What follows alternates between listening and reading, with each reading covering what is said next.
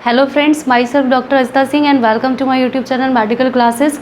तो फ्रेंड्स, आज हम डिस्कस करेंगे शॉक में स्टेजेस ऑफ शॉक के बारे में। तो एक हमारे ये अनदर टॉपिक है जहाँ पे हम स्टेजेस ऑफ शॉक के बारे में डिस्कस करेंगे। तो टॉपिक स्टार्ट करने से पहले आप सभी से बोलना चाहूँगी कि अगर आपने मेरे यूट्यूब चैनल को सब्सक्राइब नहीं किया है तो उसे सब्सक्राइब कर लें, मेरे वीडियोस को लाइक करें और अपने बाकी फ्रेंड्स के साथ भी शेयर करें। तो अब हम टॉपिक स्टार्ट करते हैं। इससे पहले वाले वीडियो में जिसमें शॉक पार्ट 1 में हमने डिस्कस किया था शॉक के बारे में, उसके टाइप्स के बारे में एंड और उसके क्लिनिकल फीचर्स के बारे में। तो आज हम जो डिस्कस करेंगे वो स्टेजेस ऑफ शॉक के बारे में बात करेंगे। तो बेसिकली शॉक क्या होता है एंड हम एक डेफिनेशन से समझेंगे।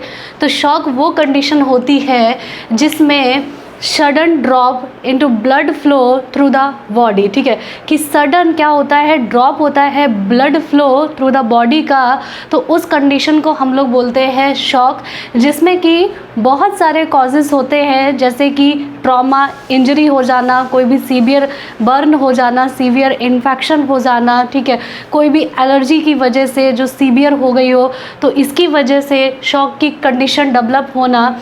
तो बेसिकली क्या होता है इसमें कि sudden drop in blood flow through the body. तो इस कंडीशन को हम लोग क्या बोलते हैं, शॉक। ठीक है, और ये क्या होती है, एक बहुत ही क्रिटिकल कंडीशन होती है। तो इसकी जो डिटेल हिस्ट्री थी इसके बारे में हमने शॉक पार्ट 1 वीडियो में डिस्कस किया हुआ है। आज हम लोग जो डिस्कस करेंगे वो स्टेजेस ऑफ शॉक के बारे में डिस्कस करेंगे कि शॉक की कंडीशन में कौन कौन सी स्टेजेस होती हैं और उन स्टेजेस में क्या क्या होता है एंड उनके क्या क्या कॉजेज़ होते हैं। तो उसके बारे में हम आज डिस्कस करेंगे। तो जो स्टेजेस ऑफ शॉक होती हैं ये 5 टाइप्स की होती हैं। फर्स्ट है इसमें हमारी हाइपोवॉलेमिक शॉक। ठीक, सेकेंड है हमारा cardiogenic shock, third neurogenic shock and fourth septic shock and fifth है हमारा एनाफाइलेक्टिक शॉक। तो इनके बारे में आज हम लोग डिटेल में डिस्कस करेंगे। ठीक है, तो सबसे पहले हम यहाँ डिस्कस करेंगे हाइपोवॉलेमिक शॉक। ठीक है, वॉल्यूमिक मतलब क्या है, वॉल्यूमिक का मतलब है कि वॉल्यूम से, ठीक, हाइपो मतलब कम हो जाना। ठीक है, तो इसमें बेसिकली क्या हो रहा है, ये हाइपोवॉलेमिक शॉक का मतलब क्या है यहाँ पे, due to decrease blood volume. ठीक है, इसमें क्या होता है, ये हाइपोवॉल्यूमिक शॉक किस वजह से जनरेट होता है, इसमें बेसिकली क्या हो जाता है, ब्लड वॉल्यूम जो है वो डिक्रीज हो जाता है। और ये जो हाइपोवॉल्यूमिक शॉक है वो मोस्ट कॉमन शॉक होता है। ठीक, तो हाइपोवॉल्यूमिक मतलब कि ब्लड वॉल्यूम डिक्रीज हो रहा है, ये या तो प्लाज्मा की वजह से हो सकता है या फिर ब्लड के टोटल लॉस की वजह से भी हो सकता है। ठीक है, तो ये या तो प्लाज्मा की वजह से या फिर ब्लड की वजह से। ठीक, तो दोनों में से किसी की भी वजह से बेसिकली क्या हो रहा है, ब्लड का जो वॉल्यूम है वो डिक्रीज हो रहा है। तो उस कंडीशन को हम लोग क्या बोलते हैं, हाइपोवॉलेमिक शॉक। तो इसके हम कॉजेज़ के बारे में डिस्कस करेंगे। इसमें जो फर्स्ट कॉज है हमारा, अगर कहीं पे सीवियर हेमरेज हुआ हो, ठीक है, तो यहाँ पे क्या हो गया होगा, बहुत ज़्यादा ब्लड लॉस हो गया होगा। तो इसकी वजह से ब्लड वॉल्यूम डिक्रीज होगा तो क्या कंडीशन डेवलप होगी वहाँ पे, हाइपोवॉलेमिक शॉक की। ठीक, या फिर पोस्ट सर्जरी के बाद। ठीक, PPH का मतलब post partum haemorrhage after delivery. ठीक है, किसी भी फीमेल में हैमरेज डेवलप हो जाना, इसको हम लोग बोलते हैं PPH, जिसकी वजह से क्या हो जाना, ब्लड वॉल्यूम डिक्रीज़ हो जाना। एंड नेक्स्ट, अगर सीवियर बर्न हो तो वहाँ पे भी ब्लड का वॉल्यूम डिक्रीज़ हो जाता है, तो जिसकी वजह से क्या, हाइपोवॉलेमिक शॉक की कंडीशन डेवलप होती है। सीवियर डायरिया हुआ हो, सीवियर डायरिया में भी क्या होता है, ब्लड वॉल्यूम डिक्रीज़ हो जाता है। ठीक, एंड वॉमिटिंग। ठीक है, तो ये क्या होते हैं, कॉजेज़ होते हैं किसके, हाइपोवॉलेमिक शॉक के। ठीक, अब ग्रेडिंग ऑफ हाइपोवॉलेमिक शॉक के बारे में हम समझेंगे। तो ग्रेडिंग में हमारे 3 ग्रेडिंग होते हैं, मतलब 3 टाइप्स की ग्रेडिंग होती है हाइपोवॉलेमिक शॉक में। तो फर्स्ट है हमारी mild hypovolemic, second moderate hypovolemic shock, third है हमारा सीवियर हाइपोवॉलेमिक शॉक। ठीक, तो हम लोग यहाँ पे फर्स्ट समझेंगे कि कब किस कंडीशन को हम लोग माइल्ड बोलेंगे, किस कंडीशन को मॉडरेट बोलेंगे एंड किस कंडीशन को हम लोग सीवियर बोलेंगे, ठीक है। माइल्ड हाइपोवॉलेमिक कब बोलेंगे, मॉडरेट हाइपोवॉलेमिक शॉक कब बोलेंगे एंड सीवियर हाइपोवॉलेमिक शॉक कब बोलेंगे, ठीक है। तो बेसिकली यहाँ पे जो हम माइल्ड, मॉडरेट एंड सीवियर को हम क्लासीफाइड करेंगे अकॉर्डिंग टू ग्रेडिंग, तो ग्रेडिंग के हिसाब से हम लोग बेसिकली जो वॉल्यूम लॉस है इसको काउंट करेंगे। तो माइल्ड में कितना होगा, मॉडरेट में कितना होगा एंड सीवियर में कितना होगा वॉल्यूम का लॉस। तो इसके अकॉर्डिंग हम लोग हाइपोवॉलेमिक शॉक का ग्रेडिंग करते हैं, ठीक है। तो अब हम सबसे पहले समझेंगे माइल्ड हाइपोवॉलेमिक शॉक। तो माइल्ड हाइपोवॉलेमिक शॉक हम तब बोलेंगे जो ब्लड वॉल्यूम है वो लॉस हुआ हो लेस देन 20%, ठीक है। किसी भी पर्सन की बॉडी में कोई भी कॉज रहा हो जिसकी वजह से अगर less than 20% blood volume loss हुआ हो तो उस कंडीशन को हम लोग बोलेंगे माइल्ड हाइपोवॉलेमिक शॉक कंडीशन, ठीक। इसमें हमें माइल्ड टैकीकार्डिया देखने को मिल सकता है, ठीक। तो ये था हमारा माइल्ड हाइपोवॉलेमिक शॉक के बारे में। सेकेंड है हमारा मॉडरेट हाइपोवॉलेमिक शॉक। अब मॉडरेट कब बोलेंगे, अगर 20% से ज़्यादा, मतलब कि जो ब्लड वॉल्यूम है, मतलब वॉल्यूम का लॉस जो है वो 20 to 40% हुआ हो अगर किसी भी पर्सन में, तब उस कंडीशन को हम लोग क्या बोलेंगे, मॉडरेट हाइपोवॉलेमिक शॉक, ठीक। तो इसमें क्या हमें देखने को मिलेगा, postural hypotension and tachycardia in erect posture, ठीक। इसमें क्या होगा, हमें पोस्चरल हाइपोटेंशन देखने को मिलेगा and tachycardia in erect position, ठीक है, इरेक्ट पोस्चर पे, ठीक। इसका मतलब अभी हम समझाएंगे। लेकिन नॉर्मल ब्लड प्रेशर, मतलब पर्सन में हमें नॉर्मल ब्लड प्रेशर देखने को मिलेगा इन सुपाइन पोजीशन या फिर लाइंग पोजीशन। इसका मतलब ये है कि किसी भी पर्सन में अगर मॉडरेट हाइपोवॉलेमिक शॉक की कंडीशन होगी तो वहाँ पे पर्सन जब लेटा है तब उसका जो बीपी है, मतलब ब्लड प्रेशर है, वो हमें नॉर्मल देखने को मिलेगा। लेकिन जब पर्सन खड़ा होता है, ठीक है, इरेक्ट पोस्चर अगर जब लेता है तो वहाँ पे क्या होगा, बीपी उसका फॉल कर जाएगा, ठीक। तो इसको हम लोग क्या बोलते हैं, पोस्चरल हाइपोटेंशन। मतलब लेटे होने पे पर्सन का बीपी नॉर्मल है लेकिन खड़े होने पर पर्सन का बीपी क्या हो जा रहा है, फॉल कर रहा है, ठीक है। तो ये क्या, कौन सी कंडीशन है, मॉडरेट हाइपोवॉलेमिक, ठीक है। थर्ड ग्रेडिंग हम पढ़ेंगे हाइपोवॉलेमिक शॉक की, वो कौन सी हमारी, सीवियर हाइपोवॉलेमिक। सीवियर हम तब बोलेंगे जब ब्लड वॉल्यूम लॉस हो कितना, ग्रेटर देन 40%, ठीक है। 40% से ज़्यादा किसी भी पर्सन की बॉडी में 40% से ज़्यादा अगर ब्लड वॉल्यूम लॉस हुआ है तब उस कंडीशन को हम लोग क्या बोलेंगे, सीवियर हाइपोवॉलेमिक शॉक, ठीक है। इसके बाद इसमें हमें क्लासिकल साइंस देखने को मिलेंगे, ठीक है। सीवियर हाइपोवॉलेमिक शॉक में क्लासिकल साइन देखने को मिलेंगे, वो क्या होगा, मार्क्ड टैकीकार्डिया देखने को मिलेगी, हाइपोटेंशन, बीपी फॉल देखने को मिलेगा हमें, ठीक है, एंड डिसओरिएंटेशन देखने को मिलेगा, ठीक है। तो इसमें हमें क्लासिकल साइन देखने को मिलते हैं किसी भी पर्सन में जब वहाँ पे हाइपोवॉलेमिक, वो भी कौन सी, सीवियर हाइपोवॉलेमिक शॉक की कंडीशन हो, ठीक है। तो ये था हमारा हाइपोवॉलेमिक शॉक के बारे में एंड उनके ग्रेडिंग के बारे में एंड उनके कॉजेज़ के बारे में, ठीक है। नेक्स्ट हम शॉक पढ़ेंगे कार्डियोजेनिक शॉक, ठीक है। कार्डियो का बेसिकली, कार्डियो से मतलब हम समझ रहे हैं कि हार्ट से रिलेटेड होगा, ठीक है। तो कार्डियोजेनिक शॉक क्या होता है, ये क्यों होता है डेवलप पर्सन में, due to inadequate pumping action of heart, ठीक है। हार्ट की जो पंपिंग एक्शन है वो इनएडिक्वेट हो, मतलब अपर्याप्त हो, ठीक है, पूरी तरीके से एडिक्वेट ना हो, तो उसकी वजह से क्या कार्डियोजेनिक शॉक डेवलप होता है, इनएडिक्वेट पंपिंग एक्शन ऑफ हार्ट, ठीक। तो इसमें क्या होता है, occurs when greater than 40% of left ventricle is destroyed, ठीक है। ये तब कंडीशन डेवलप होती है जब 40% से ज़्यादा लेफ्ट वेंट्रिकल है जो वो क्या हो जाए, डिस्ट्रॉयड हो जाए, ठीक है। हार्ट में 4 चैम्बर्स होते हैं, ठीक है, राइट वेंट्रिकल, ठीक, and left ventricle, right atrium and left atrium, ठीक।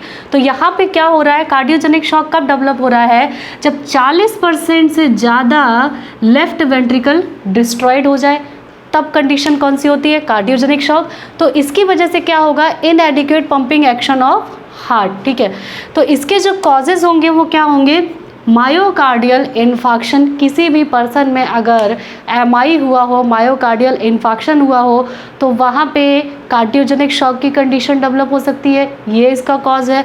Second, rupture of heart, heart में कुछ रप्चर हो गया हो, एंड कार्डियक एरिथमिया। ठीक है, इरेगुलर हार्ट रेट हो जाना। ठीक है, तो इसकी वजह से क्या होगा, हमारा कार्डियोजेनिक शॉक की कंडीशन डेवलप होगी।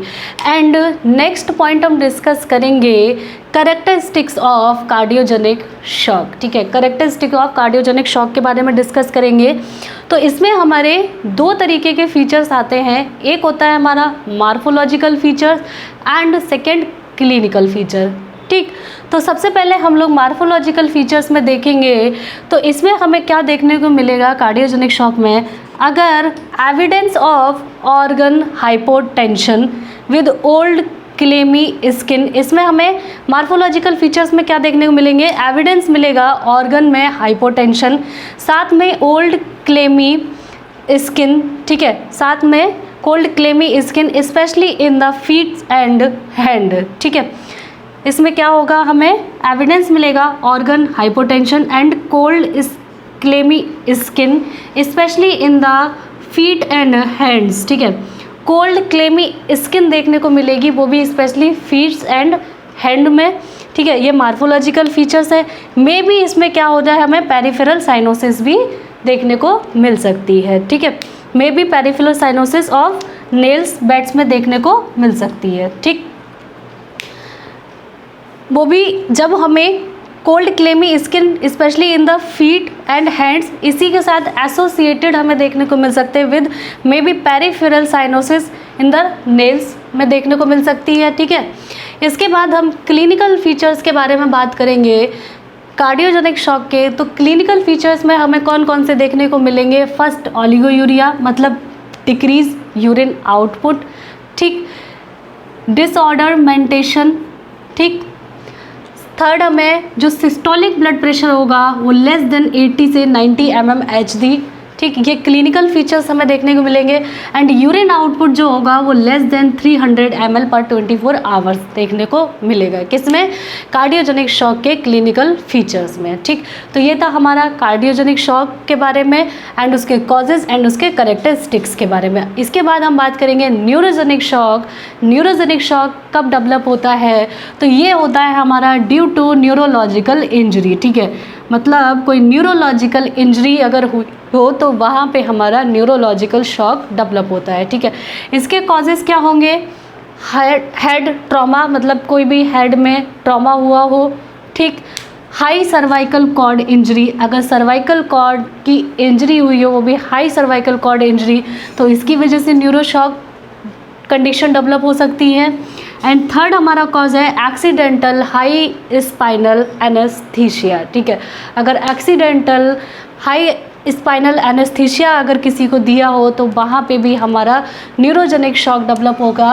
ड्यू टू क्यों होगा, क्योंकि उधर पे क्या होगा, न्यूरोलॉजिकल इंजरी पर्सन में कॉज होगी। ठीक, इसमें एक पॉइंट है हमारा interruption of sympathetic vasomotor inputs occur. ठीक है, विच कॉज, अगर इंटरप्शन है ऑफ सिंपथेटिक वैसोमोटर इनपुट अगर है तो यहाँ पे क्या होगा, ये कॉज करेगा जो कि which cause vaso dilatation and decrease heart rate and cardiac output. ठीक है, एंड उसमें क्या होगा, शॉक की कंडीशन डेवलप होगी। ठीक है, तो ये था हमारा hypovolemic shock, cardiogenic shock and neurogenic shock के बारे में। इसको आप लोग नोट कर सकते हैं। इसके बाद हम डिस्कस करेंगे anaphylactic shock and septic shock के बारे में। नेक्स्ट हम डिस्कस करेंगे इसके बाद सेप्टिक शॉक के बारे में। इससे पहले हमने 3 शॉक्स के बारे में डिस्कस किया। 4 है हमारा सेप्टिक शॉक। सेप्टिक का मतलब है बेसिकली कि किसी इन्फेक्शन की वजह से क्या हो जाना, शॉक की कंडीशन डेवलप होना। ठीक है, तो वो कौन सा होता है हमारा सेप्टिक शॉक। ठीक है, कॉज्ड बाय इन्फेक्शन। ठीक है, इन्फेक्शन में हमारा जो ऑर्गेनिज्म है वो कौन कौन से हो सकते हैं, जैसे कि because of bacteria, virus and fungus, जिसमें हमारा मोस्ट कॉमन होता है वो कौन सा है, बैक्टीरिया। ठीक है, तो इसका जो कॉज है वाई इन्फेक्शन। ठीक, तो इसमें क्या होता है कि करंटली इसका एक नोट है कि करंटली जो सेप्टिक शॉक है is most frequently triggered by gram positive bacteria. ठीक है, करंटली मतलब अभी जो सेप्टिक शॉक है वो मोस्ट फ्रिक्वेंटली ट्रिगर्ड होता है by gram positive bacterial infection, इसके साथ followed by gram negative bacteria and fungal infection. ठीक है, तो इसमें जो मोस्ट कॉमन ऑर्गेनिज्म है वो कौन सा है, हमारा बैक्टीरियल। ठीक, तो कुछ टॉक्सिन्स होते हैं जो रिलीज़ होते हैं वाया बैक्टीरिया। ठीक है, जब बैक्टीरिया क्या हो जाता है किसी भी पर्सन की बॉडी में एंटर कर जाता है उसके बाद वहाँ पे क्या करता है, टॉक्सिन्स रिलीज़ करता है। तो जो टॉक्सिन्स में एक नोट पॉइंट है ये हमारा, जो एंडोटॉक्सिन है वो secreted by gram negative bacteria and exotoxin secreted by gram positive bacteria. ठीक है, तो नेक्स्ट पॉइंट है हमारा, जो इन्फेक्शन है वो स्टार्ट होता है फ्रॉम लंग्स। ठीक, लंग्स के थ्रू इन्फेक्शन स्टार्ट होता है, वाया इनहेलेशन से क्या होता है, ये जो ऑर्गेनिज्म है बैक्टीरिया, वायरस एंड फंगस ये ह्यूमन बॉडी के अंदर जाते हैं। ठीक है, तो जो इन्फेक्शन है वो स्टार्ट होता है फ्रॉम लंग्स। ठीक है, एंड देन एब्डोमेन या फिर यूरिनरी ट्रैक्ट से। ठीक है, इन सम पीपल्स, कुछ पीपल्स में मतलब कि एक अलग पॉइंट है ये, in some peoples toxins are released by bacteria and get into your blood stream. ठीक है, क्या होता है कि जो इन कुछ पीपल्स में जो टॉक्सिन है वो क्या होते हैं, रिलीज होते हैं बाय बैक्टीरिया एंड पाए जाते हैं कहाँ पे हमें मिलते हैं, get into your blood stream. ठीक, उसके बाद नेक्स्ट पॉइंट है हमारा, when your blood pressure drop to a dangerously. ठीक है, डेंजरसली अगर मतलब कि बहुत ज़्यादा खतरनाक तरीके से अगर ब्लड प्रेशर आपका ड्रॉप होता है and low level after an infection. ठीक है, when your blood pressure drop into a dangerously and उसके बाद लो लेवल हो जाता है आफ्टर एन इन्फेक्शन। ठीक है, तो इसमें जो हमारा शॉक कंडीशन है इसमें बेसिकली क्या हो रहा है कि जो ब्लड का फ्लो है, ठीक है, सडन एकदम सडन क्या हो जाता है, पुअर हो जाता है क्या, blood flow through the body. ठीक है, तो ब्लड का जो फ्लो है वो ड्रॉप हो जाता है एंड पुअर हो जाता है, वो भी कैसे, एकदम सडन होता है। तो जिसकी वजह से क्या हो जाता है बेसिकली कि ब्लड प्रेशर क्या हो जाता है, ड्रॉप हो जाता है। ठीक है, and dangerously and low level हो जाता है आफ्टर एन इन्फेक्शन के बाद।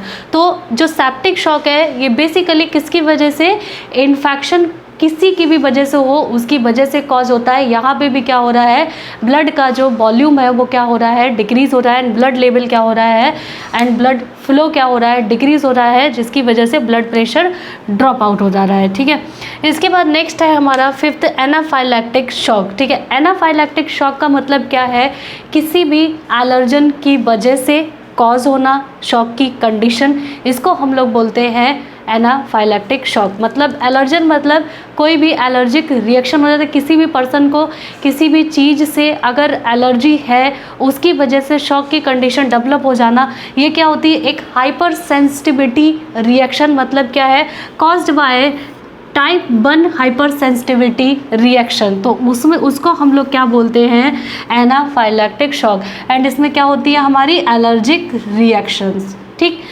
तो एनाफाइलैक्टिक शॉक हमारा कौन सा है, caused by type 1 hyper sensitivity reaction की वजह से। एंड इसके जो कॉजेज़ है इसके बारे में हम लोग समझेंगे। तो इसमें क्या होता है, अगर severe reaction happen when an over release of chemicals.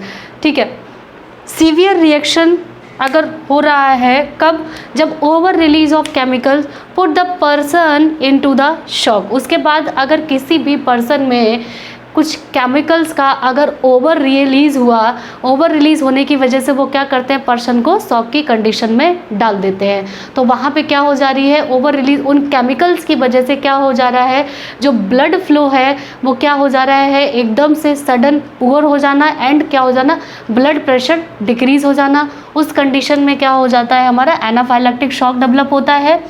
ठीक। नेक्स्ट हमारा एलर्जीज हो जाना टू फूड से, किसी भी पर्सन को कुछ भी फूड्स हो सकते हैं जैसे नट्स है, मिल्क है, ठीक है, एक्सेट्रा, इन सब बहुत सारे फूड्स होते हैं जिससे कि पर्सन को एलर्जीज हो जाना, ठीक है, एलर्जीज टू फूड्स जिसकी वजह से एनाफाइलैक्टिक शॉक कंडीशन डेवलप हो जाना। क्यों? वहाँ पे क्या हो जाना? हाइपर सेंसिटिविटी रिएक्शन डेवलप होना, ठीक। या फिर इंसेक्ट स्टिंग, ठीक है, किसी भी इंसेक्ट स्टिंग से एनाफाइलैक्टिक शॉक आ जाना, हाइपर सेंसिटिविटी रिएक्शन का डेवलप होना, ठीक। या फिर मेडिकेशन, ठीक है, किसी भी मेडिकेशंस की वजह से एनाफाइलैक्टिक शॉक की कंडीशन डेवलप होना, ठीक है। नेक्स्ट पॉइंट है हमारा some time exposure to allergen can cause a life threatening allergic reaction, ठीक है। सम टाइम कभी कभी क्या होता है कि एलर्जन का एक्सपोजर होने की वजह से ये कॉज कर सकते हैं क्या? लाइफ थ्रेटनिंग एलर्जिक रिएक्शन, ठीक। तो ये था हमारा स्टेजेस ऑफ शॉक के बारे में जिसमें हमने 4 स्टेजेस पढ़ी, ठीक है, एंड उनके कॉजेज़ को समझा एंड उनकी जो पैथोलॉजी होती है उनके बारे में डिस्कस किया, ठीक है। तो इसको आप लोग नोट कर सकते हैं, ये आप लोगों के लिए काफ़ी यूज़फुल होगा। एंड इसके बाद अगर आप लोगों की कोई भी क्वेरी रहती है तो आप मुझे कमेंट करके पूछ सकते हैं। Thank you.